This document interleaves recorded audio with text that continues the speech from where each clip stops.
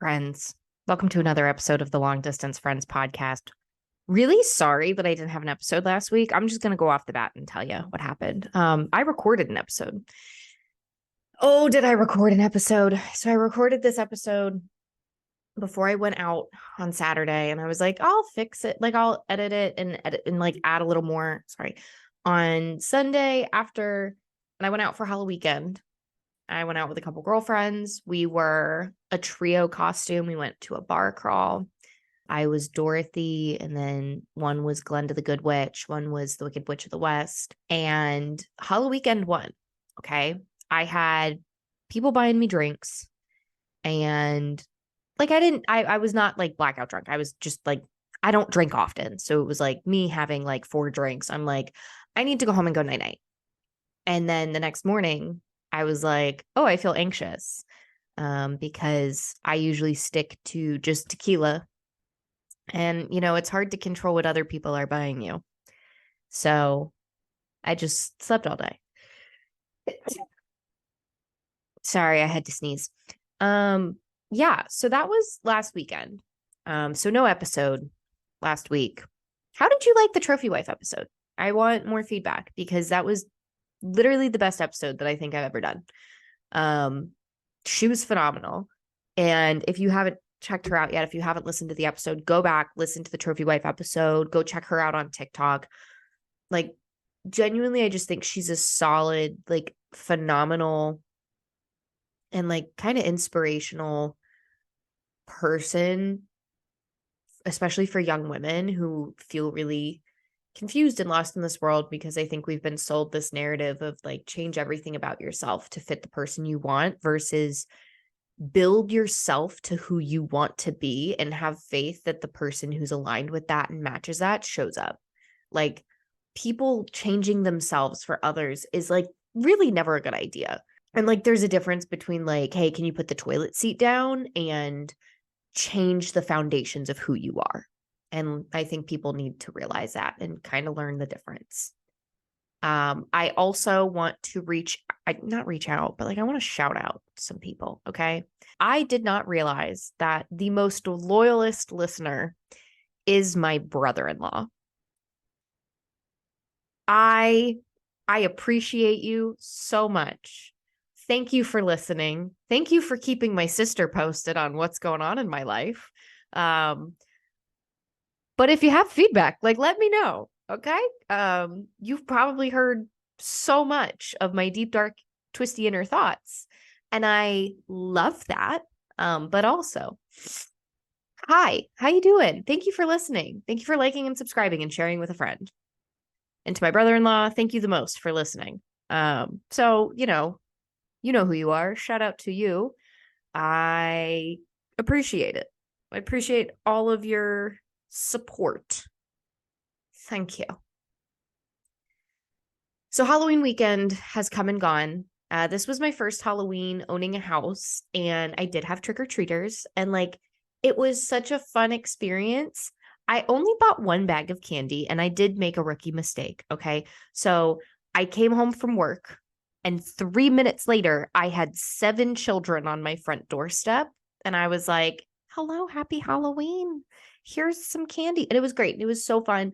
And it was really heartwarming because in that group, there was 2 older kids. And I saw someone online post about this of like, if you see older kids trick-or-treating this year, like, please understand that like the teenagers and the older kids that are trick-or-treating, like, don't do the thing where you're like, aren't you a little old for this? Like, they're about to age out. Okay. This is the last shred of childhood that they have.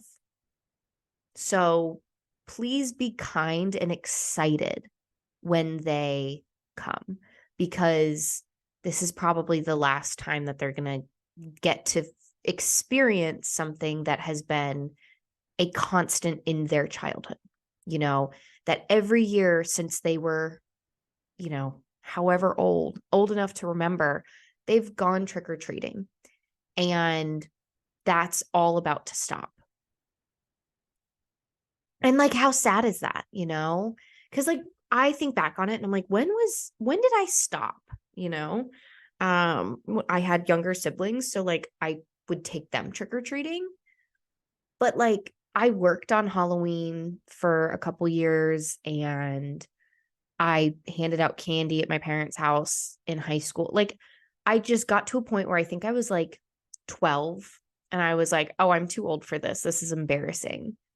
And I think about how many things in my life that were deemed as childish to me and therefore it was embarrassing. Like it was embarrassing to be a child. And I think of, Brittany Broski sitting at her news desk going, to exist is to be embarrassed. I think of everything that I've seen content wise that's like, if you want to be successful, you have to accept that you are going to be cringe. Like you are going to cringe at yourself. Other people are going to cringe at you. But if that stops you, you will never be successful.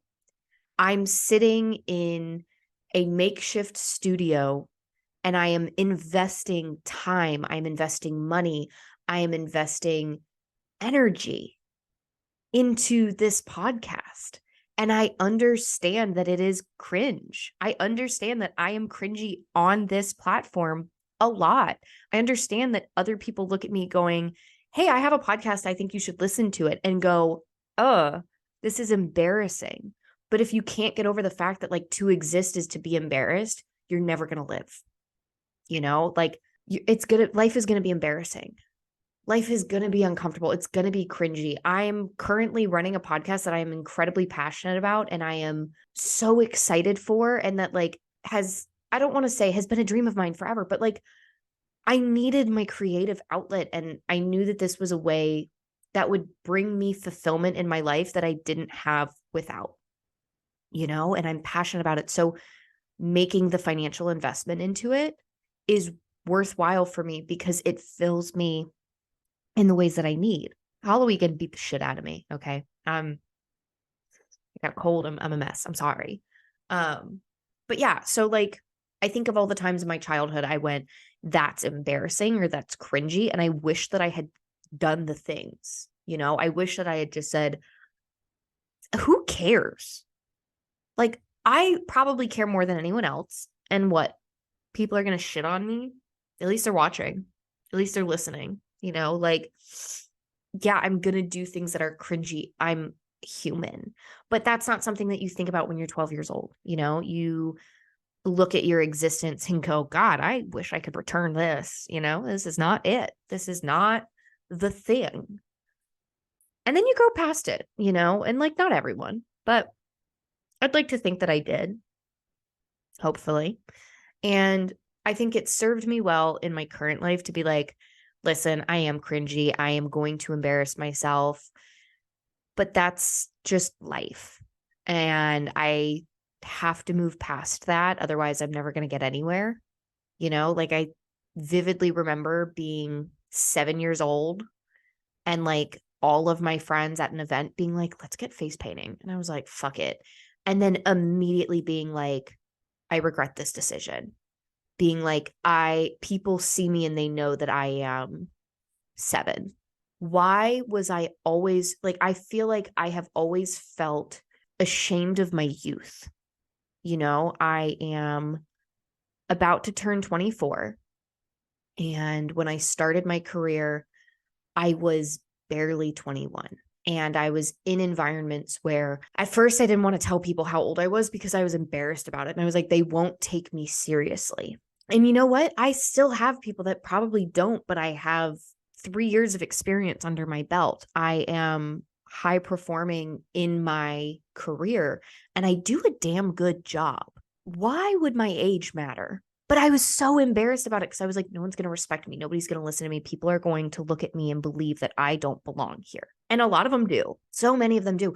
And then, I find ways to bring me fulfillment at work that were like, hey, listen, like I've got to, re-regulate my nervous system. So like, I'm going to pop a headphone in and I'm going to go hide in a closet and dance to Taylor Swift. And then I'm going to come back out and I'm going to be fine. And like telling people like, yeah, this is how I'm coping with stress. And then being like, just go have a drink, just go do these things that are, more associated with like maturity.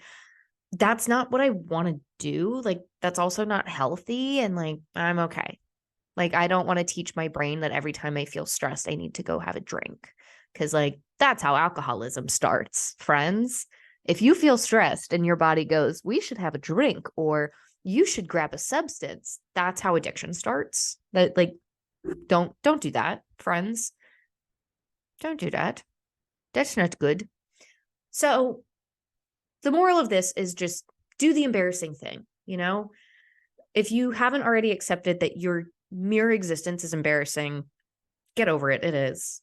You burp, you fart, you say the wrong thing. Like, I'm glad that I'm not crippled by it anymore. Like, I'm not riddled with anxiety over embarrassing myself the way that I used to be, but like, it's still there. Oh, it's definitely still there. And it will probably, in some shred of a sense, always be there. Like, shame and embarrassment have been used as tools in order to keep us safe historically. Like, if you look at an evolutionary perspective of it, like, there's a reason why these things exist. They exist to teach us and to keep us safe and to teach us where the boundaries of life are. But when it goes too far, like, I had this conversation with someone, actually, somebody I used to work with, like yesterday, where they sent me a TikTok video and were like, hey, what do you think of this? And I was watching it and it was someone who was talking about like, hey, I had this spiritual belief and I was really, really immersed in it. I was really, really deep in it. And then it started being a source of harm and negativity in my life because of how deeply I got into it. So I left it and I found something else that fit me. And I was like, hey, so like, I know on the surface level that this message can be taken a couple different ways. It can either say that this form of spirituality is wrong and therefore this way is the right way, but that's not necessarily the case. Like, there is not one correct religion. And I know that everyone feels that their religion is the correct religion, which is why I say there is no correct religion. It is a one size fits one, like there is not going to be, one political, religious, like, we were not made to all think and be the same ever. Like, that's not the point of existence. The point of existence is to be like, we are all different and therefore bring value. I have the personal belief that like, I am a shred of the universe experiencing itself in a unique way. And how beautiful is that I get to have this unique experience where I get to experience different highs and lows, and like, other people might have similar, but no one will have exactly the same. Even the people I grew up with who experienced the same situations have a different experience with it. How beautiful is that? And talking to them and being like, hey, so what I got from this is like, this is someone who went too far. Like, you're supposed to learn moderation. To be human is to learn moderation. A glass of wine can be delicious and exciting to have with a good meal and, adds to the experience and kind of helps to let loose a little bit. But a full bottle of wine when you wake up in the morning probably isn't the best for you. And we probably need to talk about moderation, and it goes with spiritual beliefs of like, if you're going extremes, you're kind of doing it wrong. Like, not to be like, you're doing it wrong, but you're doing it wrong, like, that's just life. Life is about having balance. That's all that we're all looking for balance. Like, let's stop. Let's think about this. Moderation and balance. It's the same thing, It's Halloween. If I go home and I eat 16 pieces of candy, I'm going to feel like shit. But if I have one piece of candy and a full, well-balanced meal, hey, I'm taking care of myself. I'm being healthy. I'm being a well-balanced person who is like practicing healthy moderation. If I am drinking and I eat a well-balanced meal and then I have one or two drinks a couple times a month or, whatever, like, hey, I'm taking this thing that's like red wine has antioxidants and has like beneficial properties to it. That does not mean that drinking red wine with every single meal is going to give you those benefits. It's going to eventually harm you because of the other ingredients in it. Like vitamins, if you take too many vitamins, you're going to end up in the hospital.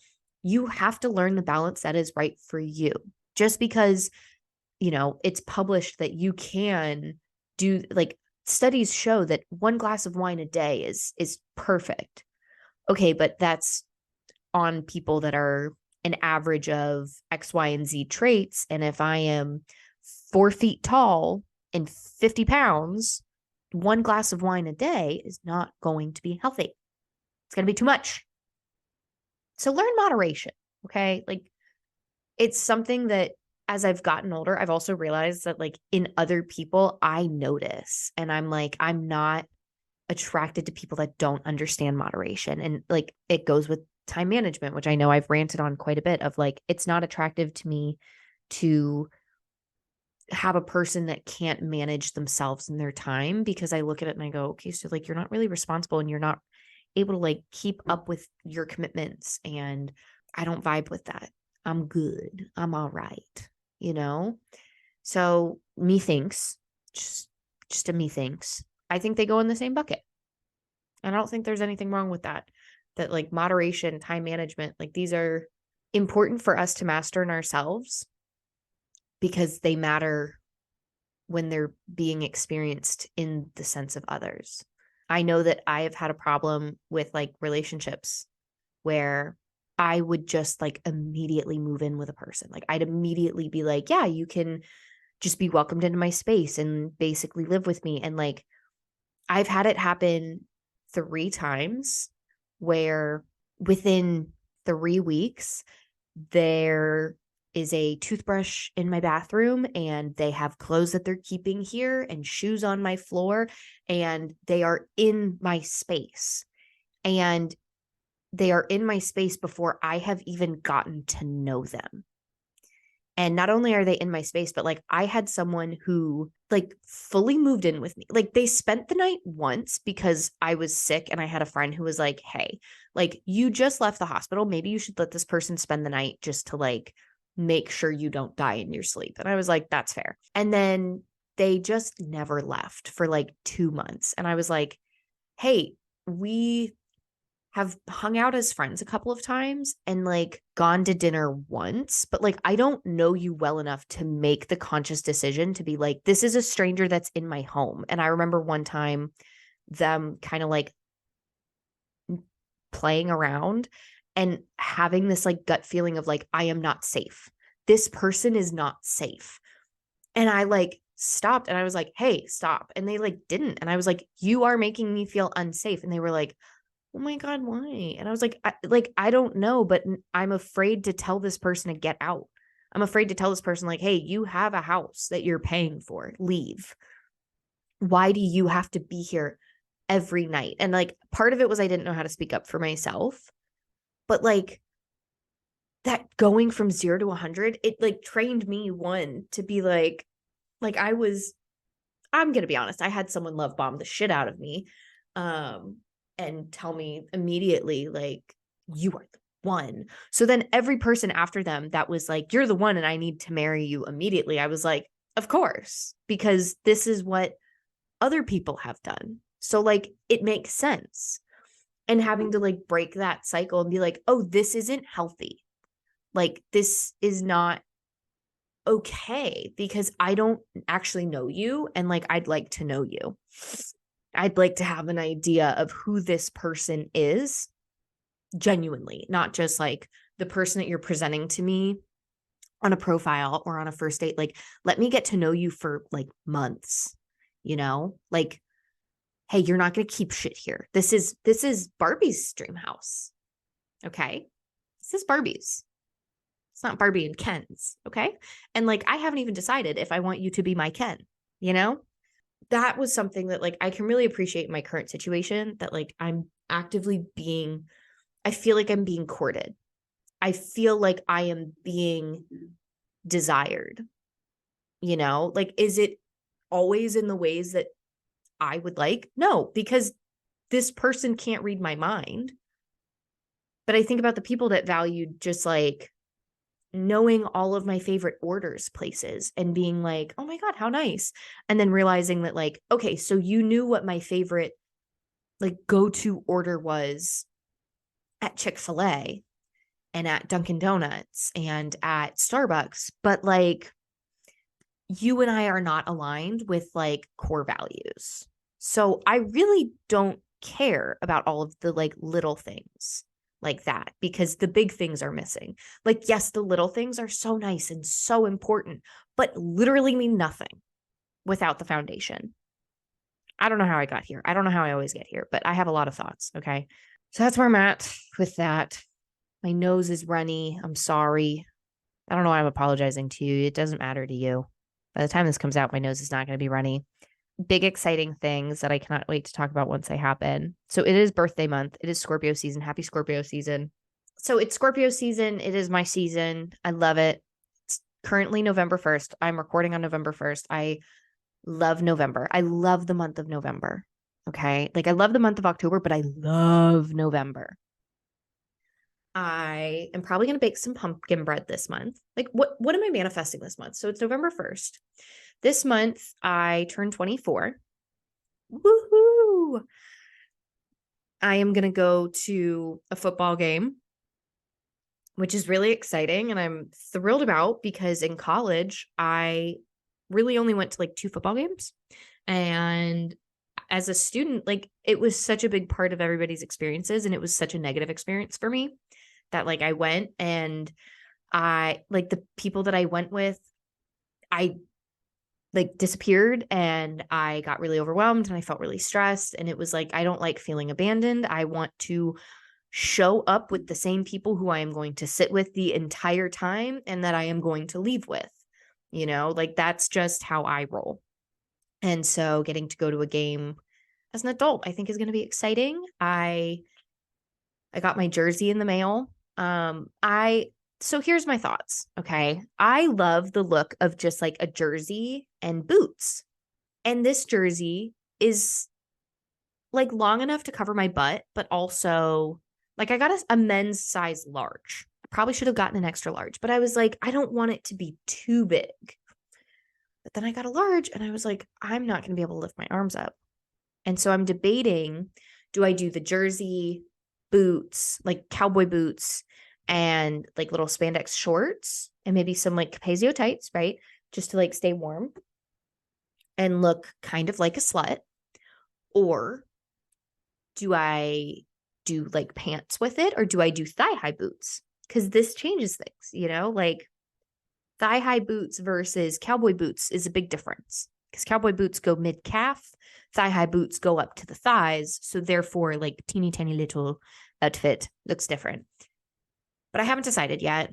I'm seeing a person who I'm not in a relationship with, but it is moving, I think, in that direction. So I'm excited to have a friend of mine meet this person and be able to like give me feedback because consistently in the past, I have dated people and then waited a couple months for my friends to meet them. And almost every time my friends have either been like, they're nice, but like, I just don't think this is like the right fit for you. And then pretty quickly after, I'm like, they were right. Or they're like, hey, this person is like the worst. I'm not sure what you see in them because you guys don't have anything in common. And I'm like, what are you talking about? And then like slowly I'm like, so you're right. I probably shouldn't have moved in with the guy that I met 3 days ago. Oops. So I'm excited to get a fresh eyes perspective of this person, especially from like my friend that is in the healthiest relationship that I've ever seen. That like, don't get me wrong, they have their ups and downs, but like they are such a goal, like they love them. I know she's listening. I love you. Thank you. So I'm excited. I'm very excited. What else am I manifesting for November? Okay. The Macy's Thanksgiving Day Parade. It's my favorite part of the year. Like it's my favorite part of Thanksgiving every single year since I was a child. It was like you get woken up, the Macy's Thanksgiving Day Parade is on, you sit down and you watch it. And I have spent Thanksgiving on my own for the past 4 years, maybe 3. Has it been? I think so. At least 3 years. And last year it was completely by myself. Completely. It was me and my cats. And it was lovely. And it was beautiful. And it was nice. And it was just us chilling at home. And it was a little depressing. But that's fine. The year before that, I was in a relationship that I thought was really serious and going to go somewhere. And so he had to work in the morning. So I made an entire little like Thanksgiving dinner. I made mac and cheese from scratch. I made green beans. I made mashed potatoes. And like mashed potatoes from like actual potatoes. Like I was cooking all day long.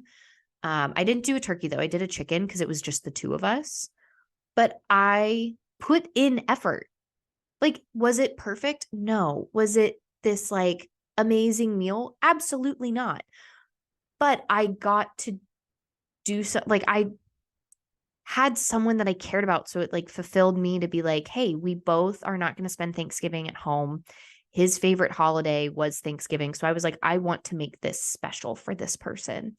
And he got off of work and he came over to my place. And I was like, I have made this dinner for you. But like in the morning, I woke up, it was me and my cat. I pour myself a cup of coffee and I watched the Macy's Thanksgiving Day Parade. It is my favorite part of Thanksgiving.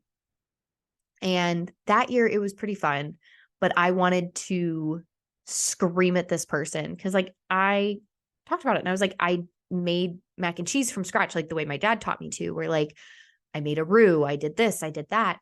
And I was like, it was pretty fucking good. Like I didn't use pancetta the way my dad usually does, but like, I don't know, like it was, I like, it was good. Like it's mac and cheese from scratch. Like how many people are able to just whip up mac and cheese from scratch? It's the one recipe that I know how to make from my dad that is very much a go with your heart type of thing, but that like I'm making a fucking roux. Okay. At the time I was like, I'm 21, 22, and I am like, I don't cook for myself, like I was eating nothing but rice and beans for months. That was all that I was like, this is in my budget. This is what I have to eat. And he like in front of people was like, I was like, because it was good. And he was like, yeah. I was like, would you have rather had Kraft mac and cheese out of a box? Like, are you okay? Well, you are now putting me down to make yourself seem cool. But you eat dog shit. So like, who are you? You ate the entire casserole dish. So I don't think you have a leg to stand on. But I'm excited for this Thanksgiving. I don't know what I'm going to do. I have my house. I, in theory, could maybe like find some friends. I have a dining room table. I don't have chairs though, so I got to get chairs. It's kind of a mess, Like I have so many home projects that I need to finish, but like I have a couch that I get to sit on this year to watch it with my cats, and I get to, I don't know. I'm excited. I love Thanksgiving. I love the Macy's Thanksgiving Day Parade. Cher is performing this year. Love Cher. I might make some pumpkin bread. I don't know. I don't know what Thanksgiving's going to look like, but I'm excited for it anyways. I am excited for what else is coming up in November. I don't know. I might take like a weekend trip in like late November, maybe early December.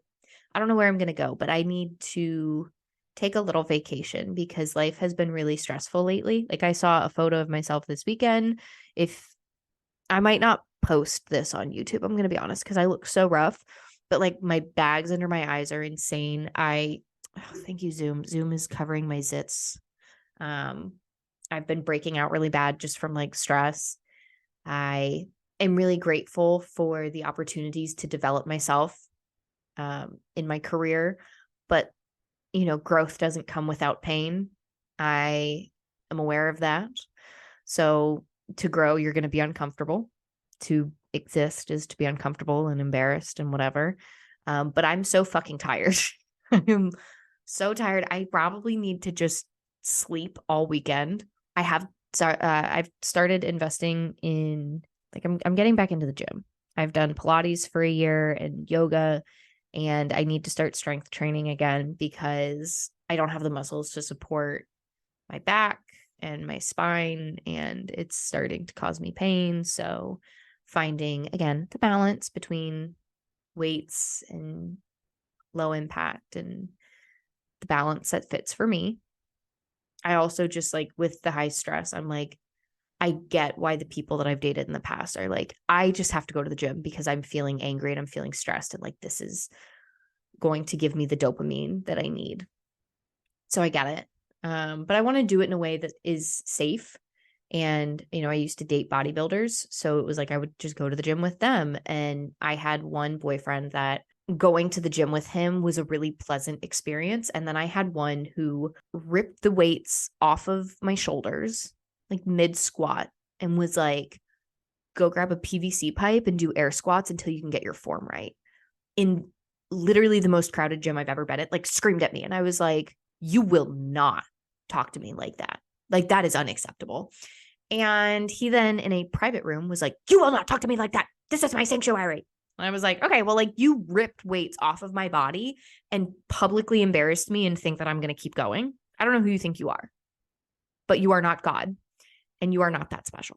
So don't let someone do that to you. So I'm excited to work also like with a female trainer who is actually educated in like nutrition and in physical health. And like, I've been saying it for years, but like women's bodies and men's bodies are different.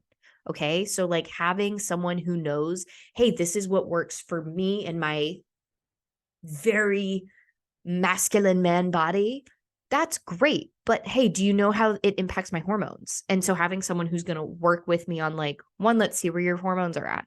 Let's see how to manage your hormones, because how you're doing internally is going to affect the external. So like tracking your menstrual cycle and understanding that like these workouts are going to be beneficial when these hormones are up and these hormones are going to be good for this one and da is really exciting to me, because previously it's just been lift the heaviest thing you can find and get a belt so you can lift heavier. And I was like, you're going to hurt yourself. But who am I? Who am I? I'm just little old May. So yeah, I don't have much else. I know this is kind of a shorter episode, but I just wanted to give a little bit of an update. I might interview, got to reach out to him this weekend. I met a gentleman who is a rapper, and I don't know, I think it would be interesting.